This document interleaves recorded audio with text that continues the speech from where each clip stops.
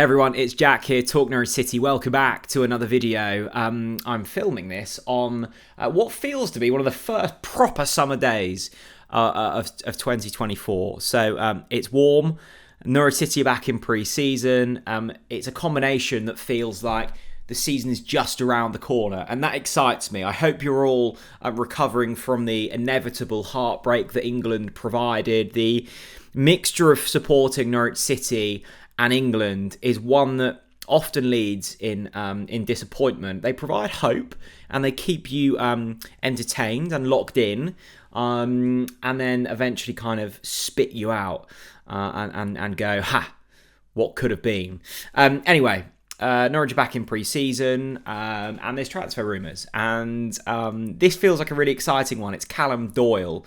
Now, I don't really report on many transfer rumours because I find it incredibly dull to talk about, because often none of them actually come to fruition. But this one looks to be pretty much set in stone. It's Callum Doyle on loan from Manchester City. Now, you will probably know him from his loan spells at Coventry and Leicester. He's had a loan spell at Sunderland as well. And when you hear that, and you hear the fact that he played over 40 times, not last season, but the season before for Coventry, in that season that they lost in the playoff final at Wembley, you would assume that he's mid-20s. Well, no, this lad's 20 years old. He can play centre-back or left-back. He's incredibly highly rated. He has experience at championship level.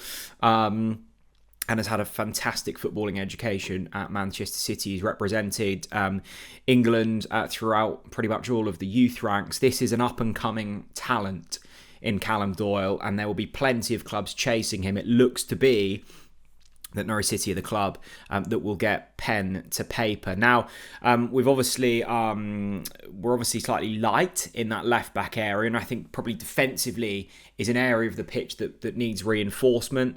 I think there's probably a player, to be fair, in each of the areas of the pitch where we need a slight addition. Obviously, there's going to be some outs over this summer period, and I'm sure there will be a big name that leaves. I'm not saying that through any knowledge, but it feels as if maybe a Sarah or someone might go. So there needs to be reinforcement, and obviously, if we're making big money signings, then we're not going to be able to do that until we sell someone. But this is a fairly low risk from a financial point of view. It's a loan deal, and I think when you look at the successful teams in the Championship over the last couple of years, often their squads have been made up of a lot of quality loan deals, and they've utilised that market really well. Obviously, it becomes an issue then if you do get into the Premier League, because you're having to, all of those loanees are leaving. You're either having to sign them often for big cash because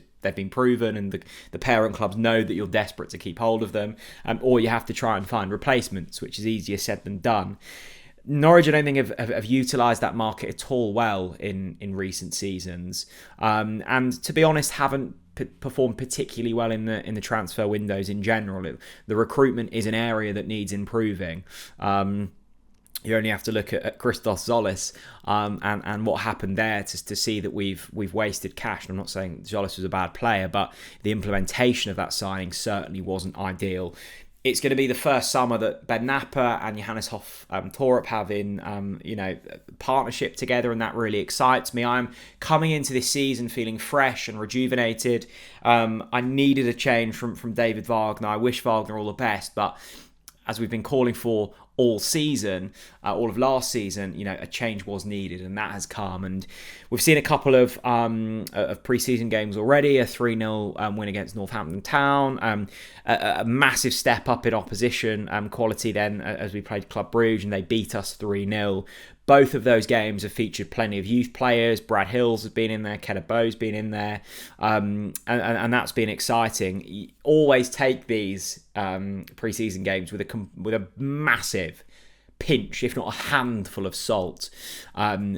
Results don't matter. Performances, I think we can start to see small parts of what our new head coach is going to try to implement over the course of the season, and that's really exciting. I like what I'm seeing already. Johnny Rowe was on the score sheet a couple of times in that first game. One of them was a towering header, which I didn't realise he had in the locker.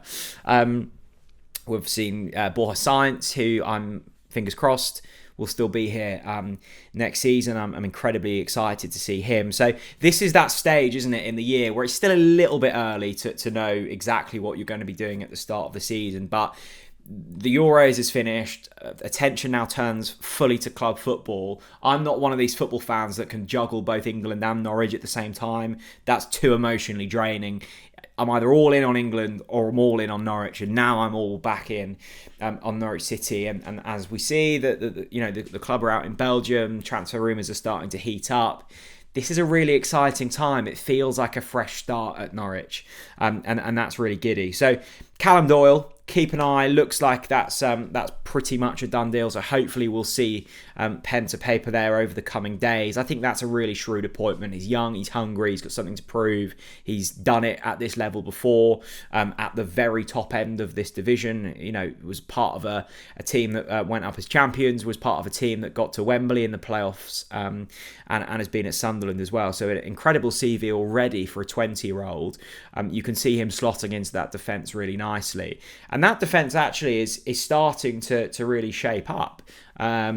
Maybe another addition as well, but we're starting to get there on that. I guess what everyone's going to be slightly jittery about from now until the end of the transfer window is Gabriel Sara, Josh Sargent, Angus Gunn, Borja Sainz, Johnny Rowe.